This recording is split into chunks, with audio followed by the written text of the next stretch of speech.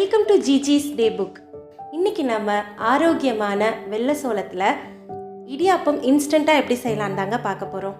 ஏற்கனவே நம்ம சேனலில் வெள்ளை சோளத்தை வச்சு இட்லி, தோசை, வெள்ளை சோள சப்பாத்தி இதெல்லாம் எப்படி செய்யலான்ற வீடியோ போட்டிருக்கோம்.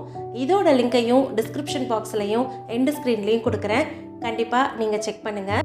உலகத்தில் இருக்கிற சிறுதானியங்களில் முதல் 5 இடத்துக்குள்ளே இந்த வெள்ளை சோளமும் இடம் பிடிச்சிருக்குங்க. அப்போது நீங்களே புரிஞ்சிட்ருப்பீங்க வெள்ளை சோளத்தில் எந்த அளவுக்கு ஹெல்த் பெனிஃபிட்ஸ் இருந்தால் முதல் 5 இடத்துக்குள்ளே வரும்ன்றத. தமிழ்நாடை விட ஆந்திரா, கர்நாடகாவில் வெள்ளை சோளத்தை ரெகுலராக அவங்களோட டயட்டில் எடுத்துக்கிறாங்க. நாம் கூட இந்த மாதிரியான ஆரோக்கியமான உணவு பழக்கங்களை கற்றுக்கணுங்க. சரி வாங்க, லேட் பண்ணாமல் செய்முறையை பார்க்கலாம். முதல்ல தேவையான அளவு வெள்ளை சோள மாவு எடுத்துக்கலாம். இங்கே நான் 2 பேர் சாப்பிடக்கூடிய அளவுக்கு எடுத்துட்ருக்கேன். 200 கிராம் அளவுக்கு மாவு எடுத்துட்ருக்கேங்க. இந்த மாவை யூஸ் பண்ணுறதுக்கு முன்னாடி ஒரு முறை நல்லா சலிச்சுக்கலாங்க.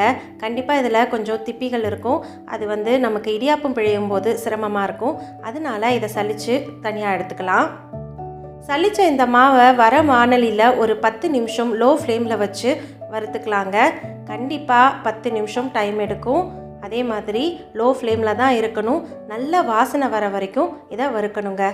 வெள்ளை சோளத்தோட முழு சத்தும் நமக்கு கிடைக்கணும்னு நினச்சிங்கன்னா கோதுமை மாவு வாங்கி ஸ்டோர் பண்ணுற மாதிரி பல்காக வாங்கி ஸ்டோர் பண்ணாதீங்க.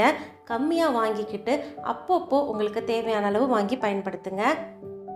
வறுத்த இந்த மாவை ஒரு பவுலில் மாற்றிக்கலாம். கூடவே தேவையான அளவு உப்பை சேர்த்துட்டு நல்லா கலந்து விட்டுக்கலாம். இந்த மாவை பிசைகிறதுக்கு நல்லா கொதிக்க வச்ச தண்ணியை பயன்படுத்துங்க. அதனால் ஸ்பூன்லேயே கலந்து விடுங்க. கொஞ்சம் கொஞ்சமாக தண்ணியை ஊற்றி நம்ம மாவை கலந்துக்கணும். ஓரளவுக்கு நல்லா தண்ணியை ஊற்றி கலந்ததுக்கப்புறமா கை பொறுக்கிற அளவுக்கு இருக்கும்போது நல்லா பிசைஞ்சுக்கோங்க. சப்பாத்தி மாவை விட கொஞ்சம் இலகுவாக இந்த மாவு இருக்கணுங்க. அது ரொம்ப முக்கியம். இங்கே நான் 2 பேர் சாப்பிடக்கூடிய அளவுக்கு செய்கிறதால மொத்த மாவையும் சுடு தண்ணி ஊற்றி பிசைஞ்சிக்கிறேன். நீங்கள் நிறைய பேருக்கு செய்யும்போது கொஞ்சம் கொஞ்சமாக மாவு எடுத்து சுடு தண்ணியில் பிசைஞ்சு நீங்கள் இடியாப்பம் பிழிஞ்சுக்கோங்க. அப்போ தான் நல்ல ஒரு சாஃப்டான இடியாப்பம் நமக்கு கிடைக்கும். அவ்வளோதாங்க. மாவு பிசைஞ்ச கையோட இடியாப்பத்தட்டோ இட்லி தட்டோ எடுத்துக்கலாம். அதில் கொஞ்சமாக எண்ணெய் விட்டு க்ரீஸ் பண்ணிக்கலாம். கூடவே இடியாப்பத்தை பிழிஞ்சு நம்ம 7லேருந்து 10 நிமிஷத்துக்குள்ளே வேக வச்சு இறக்கினோன்னா நம்மளோட இடியாப்பம் சுட சுட தயாராகிடும். இதுக்கு தேங்காய் பாலும் குருமாவும் நல்லாவே மேட்ச் ஆகுங்க. ஒரு ஆரோக்கியமான உணவை இவ்வளோ ஈஸியாக செய்ய முடியும்னா நம்ம செஞ்சு சாப்பிடலாமே. பூவில் தோன்றும் வாசம் அதுதான் ராகமோ,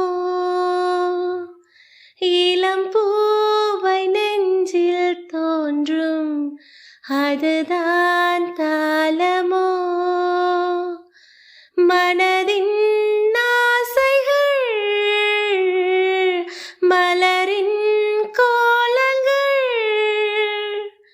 குயிலோசையின் பரிபாஷைகள், அதிகாலையின் வரவேற்புகள், புத்தம் புது காலை